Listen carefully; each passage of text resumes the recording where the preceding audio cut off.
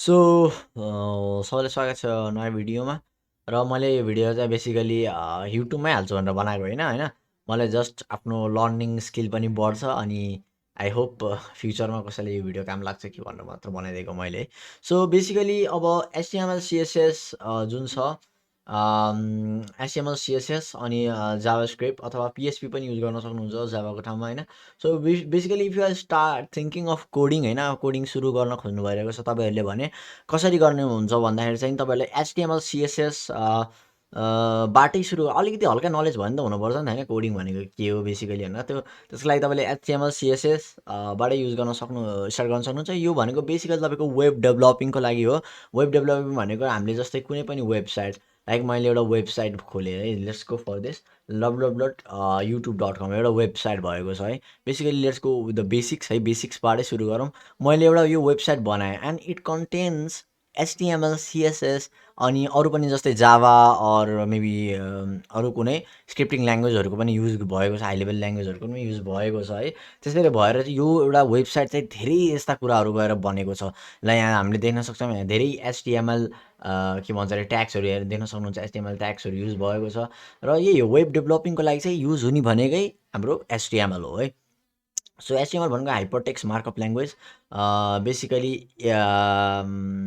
It's for making the skeleton of भनेको for making website, यति बुझ्दा हुन्छ क्या हामीले होइन। सो अब हामी कसरी जान्छौँ भन्दाखेरि चाहिँ नि सबभन्दा बेसिकली कोडिङ भनेको चाहिँ हामीले पहिला पहिला हाम्रो स्कुलहरूमा सिकाउँथ्यो होइन। हामीलाई नोटप्याडमा गएर, जस्तै नोटप्याडमा गएर हामीले के सिकाउँथ्यो, बेसिक कुराहरू सिकाउँथ्यो। जस्तै एचटिएमएल यति पनि 9मा पनि पढिरहेको होइन, मैले पनि पढाएँ 9मा है। सो यति भन्दाखेरि चाहिँ नि एचएडी हेड गर्न लगाउँछ हामीलाई, बेसिकली स्ट्रक्चरहरू सिकाउँछ तिनीहरूले होइन।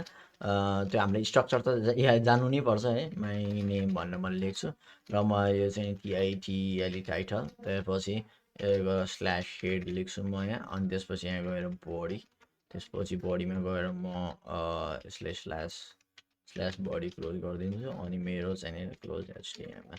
सो यहाँ देख्न सक्नुहुन्छ मैले बेसिकली यो के होइन, मैले एउटा स्ट्रक्चर अफ एचटिएमएलको स्ट्रक्चर मात्र देखाइदिएको छु। र हामीलाई यति त सायद हामीलाई 9हरूमा नि 10हरूमा नि सिकाइरहेको हुन्छ। यो भनेको बेसिक स्ट्रक्चर अफ एचटिएमएल हो है। र तर अबको प्रेजेन्ट कन्डिसनमा अब हजुरहरूलाई अब कोडिङबाट अझै धेरै गर्नु छ। यो भनेको बेसिक अलिकति नलेज जान्नको लागि हुन्छ नि, आफ्नो इक्जाममा राम्रो नम्बर ल्याउनको लागि गर्नु छ भनेर यतिले काम चल्छ। योभन्दा अझै बढी एउटा दुइटा एचटिएमएल ट्याग्सहरू जानु भने चल्छ।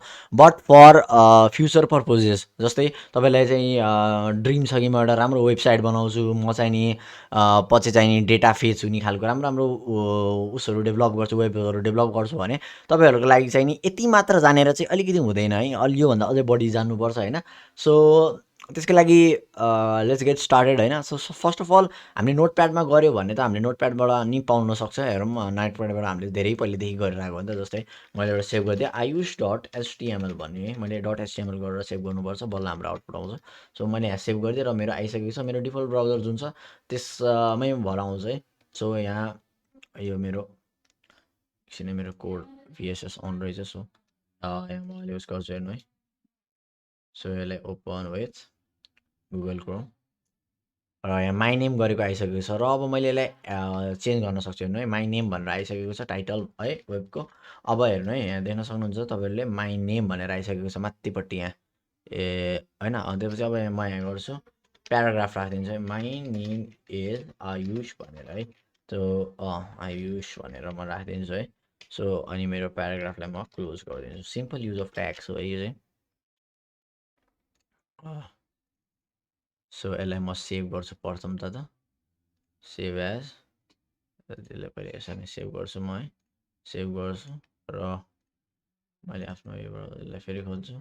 त्यसपछि यहाँ माई नेम इज आयुष भनेर आइसकेको छ। सो यो बेसिकली यस्तै हो होइन। योबाट हामीले गरेर त्यस्तो साह्रै बेनिफिट हुन नोटप्याडबाट गऱ्यो भने, किनकि नोटप्याडबाट गऱ्यो भने त हाम्रो त जुन हुन्छ नि, जस्तै मैले हेरौँ भिजुअल स्टुडियो कोड युज गरेको छु। भिजुअल स्टुडियो कोडले मलाई के प्रोभाइड फिचर दिएको छ भन्दाखेरि चाहिँ एउटा चाहिँ एमा कम्पाइलर छ, डिबगर छ होइन। केही अलिकति गल्ती भयो भने नि यसले सच्याइदिइहाल्छ नि त, हेल्प गर्छ। अनि एक्सटेन्सन्सहरू छ होइन। सो त्यही हो अनि भिजुअल स्टुडियो कोडबाट गऱ्यो भने मलाई झन् सजिलो हुन्छ। योबाट गऱ्यो भने चाहिँ अब यहाँ केही एरर भयो भने नि अब आफैले खोज्नुपर्छ नि त। सो त्यही भएर नोटप्याडबाट चाहिँ हजुरहरू नगर्नु भनेर म सजेस्ट गर्छु। भिजुअल स्टुडियो कोड डाउनलोड गर्नु या अथवा सबलाइम टेक्स्ट अथवा कुनै पनि राम्रो लाइक जुपिटर नोटबुक होइन, कुनै पनि तपाईँको राम्रो टेक्स्ट एडिटर और डेभलपिङ प्लेटफर्म इन्भाइरोमेन्टबाट चाहिँ तपाईँले गर्न सक्नुहुन्छ। मैले भिजुअल स्टुडियो कोडबाटै गर्छु है। सो अब चाहिँ नि लेट्स गेट अब स्टार्टेड। म पनि एउटा नयाँ नै फाइल बनाउँछु है। सो लेट्स गो टु नयाँ फाइलमै जाउँ हामी। न्यू फाइल बनाउँछु म एउटा है। सो यहाँ मैले एउटा नयाँ फाइल बनाइसकेको छु, हजुरले देख्न सक्नुहुन्छ।